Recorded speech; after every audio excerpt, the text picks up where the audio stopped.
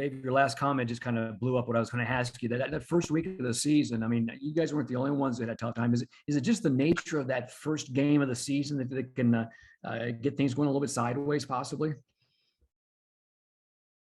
I was thinking about it obviously a lot since the game, and I didn't count the days, but we hadn't played a real football game since UNC, because of the bowl. And so it's been a long time, and some of the guys that were playing are returning from injuries, and they'd been out, 5 months longer than that, some of them. And so obviously there's going to be some growing pains with that much of a break between that game and the last game. I don't know if it's necessarily the first game or what it is. I think for us, it was. For some other teams that, had the opportunity to play a bowl, everyone's teams are a little different, but there's new faces every year, new teams, and you have, for us, a new place in college football, being ranked in the preseason, having expectations, how to handle them, playing a team that has gotten a lot better, that, we hadn't played in a while, hadn't played in an environment like that against them, and they had a lot of things that were positive, about what was happening down there. And I think for our team, if it's a place you play every year, every other year, it's like when we go play in a loud stadium at Florida State or at Clemson, you're ready for it. And we can talk about it all we want, but like I said earlier, I think that's the youth that you deal with, the 18 to 22-year-old mind sometimes doesn't see things the way the 50, 60-year-old mind can see things, and they got to experience it, but it was a great experience, and there's lots of positives and lots of negatives, and great opportunity to grow from both. David? Hey, Coach, Peyton's been through so much with adversity, with injuries. I mean, although he's a little banged up, just how thrilled are you that, his season's still intact? And then I know you don't have it is day to day, but do you feel good about him playing week 2, or do you think it's going to be more of a rest week for him? Yeah, well, to start with your comments, yeah, I mean, the guy's been through so much, the knees, the shoulders, and he is one of the most elite competitive spirits that I've ever coached. Like the way that he looks at the game and the Warriors mentality he has for playing the game, the physicality that he likes to play the game with. He's a lot different, more different than other people. I'm not saying other people don't compete hard and all that. They do. But he's a warrior, and so it hurts him not to be able to play the game the way he wants to play it, I think, too. And so as far as when he'll be back, David, I don't know. I'm not going to rush that. I want him to be at peace and ready and feel like he's not worried, and you know what I mean? So we'll let him tell me when he's ready to go, and the doctors and, the trainers. But the good news is it's not a surgical injury. It's not a long-term thing, probably. He was in my office a little bit ago, and he's not in a sling. He's walking around normal, all that kind of good stuff. So makes your heart feel good that way for him. But, we'll just have to be patient and not rush the process. Chip? Yeah, Coach, when you went back and looked at the game video, the goal line offense in the fourth quarter, what were the biggest issues that you saw there? I know those whistles that happened, that disjointed things, but what were some of the issues you spotted and not been able to push the ball in? Yeah, there's a lot of issues. I think they put a lot of people at the line of scrimmage. We had to block. At times you got to run over a guy to get in. We didn't do that. We didn't get enough movement. It wasn't one person. There were different plays. Each play, it was somebody different, It's tough because the quarterback sneak we called would have scored, and they blew it dead. So that changes things a little bit. The one play action pass we ran, I think Devin could have thrown to Jordan Houston. I think we would have scored on that, and he chose to throw it away because he didn't want to make, create a turnover possibly. But I think if he would have gotten that off, we probably would have scored on that play. It just comes down to executing, and we were under center and in the shotgun. We did both. But clearly, as coaches, we can do a better job. I mean, you can second guess every call that doesn't work as a coach, just like you guys second guess us. We do the same thing. What could we have done differently? What could we do better? So it's going to be really good film, and we got to make sure that we're putting ourselves in the best position to get points on the board. I mean, you get to the one in my career, I've never had something like that, where I've had 7 plays in 2 different drives and not gotten any points. So definitely was disappointing.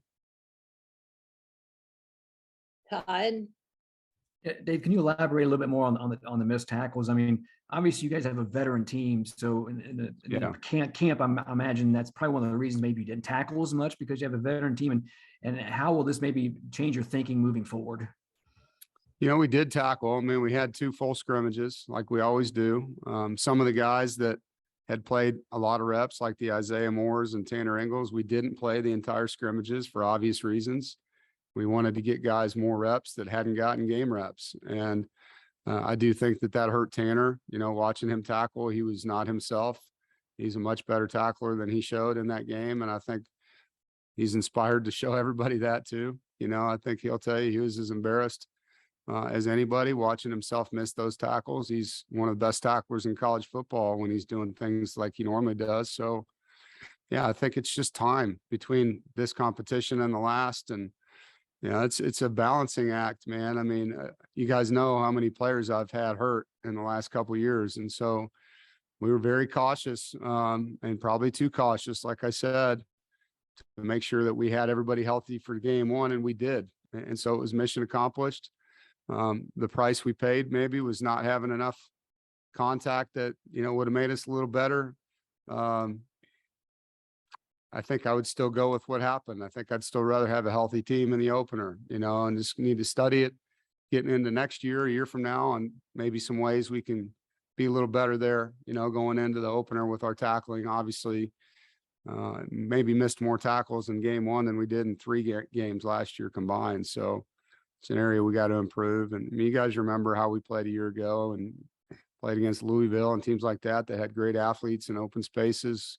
We're capable of making a lot of the plays we didn't make Saturday. So that won't sit well with our D staff. It won't sit well with our defensive kids, and they will get out and fix it. David? Coach, you mentioned earlier how great Demi played. I mean, he had 14 carries. It's not like he didn't touch the ball or anything, but with the way he played and the elusiveness that he shows, I mean, plans to get him the ball even more to kind of show what he can do. Yeah, I think so. I think him and Jordan will still, rotate in there. I think both of them played well, other than Jordan's fumble. Both averaged over 4 yards a carry. Both ran hard. Both broke tackles. Both made people miss. Both caught the football. So, and as you know, it's a long season, and it's not a one player position anymore. Those guys need to have a rotation to stay healthy. But yeah, I think, last week it was probably 2-1 and probably be a little more balanced on reps, between those 2 guys. But we like both of them, and we think both of them are really good football players, and they're well-rounded guys, and they're tough. And so excited about that room. I know there's a lot of questions about who our running backs were going to be and how they were going to play. And I think there's probably a little bit of excitement about that position now coming out of that first game. James? Yeah, Dave, you've mentioned in the past analytics playing a role in some decisions you made. I know you went for the touchdown right there at the goal line with 10 minutes to go. Was that a gut feel analytics? What led to that decision for you? Yeah, I mean, the analytics tell you to go for it inside the 3 every time. So, Right. I mean, it's, because if you don't get it, you're giving the ball back to them in a position you should be able to hold them in, get the ball back in good field position again. And your odds of scoring on 4th and 1 are very high, so it's just a position that you don't take for granted. And you talk about odds, and the odds of getting 7 points are very high. You're going to take those odds, I also believe as a head coach, you have to show trust to your line, man. I mean, you get a 4th and 1 on the goal line and don't go for it. I mean, if I was an offensive lineman and my head coach did that to me, I wouldn't be very happy. I mean, that's just not how I look at things. I need to give those guys a chance to earn it. We didn't. So they owe me one, and they know it. And that's kind of where we are. I think, I'm not a cautious guy when it comes to going for things. I didn't get to be a head coach as young as I was by being cautious as a coach. We're going to be aggressive in this program, and sometimes it's not going to work. Not everything's a guarantee, but when it comes to trusting who you are and sticking with your vision and trusting your guys, I'm going to be that kind of coach. And if it doesn't work, at least I'm going down swinging. Reason I ask is, you had the 10-point game against Wake in 2018, Miami 2020. So just getting a 10, was that, obviously you're not playing for 10 at that point, right? You're too much game left. Yeah, you'd love to have 2-possession lead. There's no doubt about it. And, maybe if the game was in the final 3 minutes, Right. it'd be a little bit different conversation. But with how much time was on the clock to say that that's going to end the game, it's not, James. There's just too much time on the clock. And again, the odds tell you to go for it. And so I don't know if any of you guys like to gamble, but you're going to take your odds when you have them most time, and you're going to go with who you are. And if you're a cautious guy, you probably make a cautious decision. I'm not. Appreciate it, Dave. Yep. Gibby, Yeah, Dave, along those lines, thanks. That just one argument I had with somebody. I figured you wanted to show your offensive line some trust, but along those lines as well, do you need to score those points too? Because do you need to show points, I guess? Is it down to that nowadays? Obviously you guys got bigger things down the road, but do you want to see your team have a bigger win? And is that fair in the whole grand scheme of things right now? I'm not sure what you mean by that. Well, just to have a more points scored. Have a bigger win against an opponent, and look how that would look on your resume as you're moving forward. That's the last thing I was thinking about when I'm making a decision in the middle of a game. Yeah, trying to win a game, going with the things that the things that you trust, the things that you think are important for your program. So. Yeah, I'm not thinking about what they're going to decide in November because we scored 20 instead of 22, David, Looking forward to this week. Does having Jack Chambers on the team, does that offer any competitive advantage? Yeah, I could see why you would think that. I'm going to be honest, this week is not about Jack Chambers and his time at that school. It's not about that school because of how we played this week. I don't care if we're playing Clemson or Charleston Southern. This week's about us being the best us we can be. We did not showcase that in week 1. I think our players would tell you they're embarrassed as coaches. It was not the product we expected, and this game's going to be about getting that done, handling our business and offensively doing the things that we're capable of doing consistently. And same thing on defense, same thing on special teams, same thing with our sideline energy.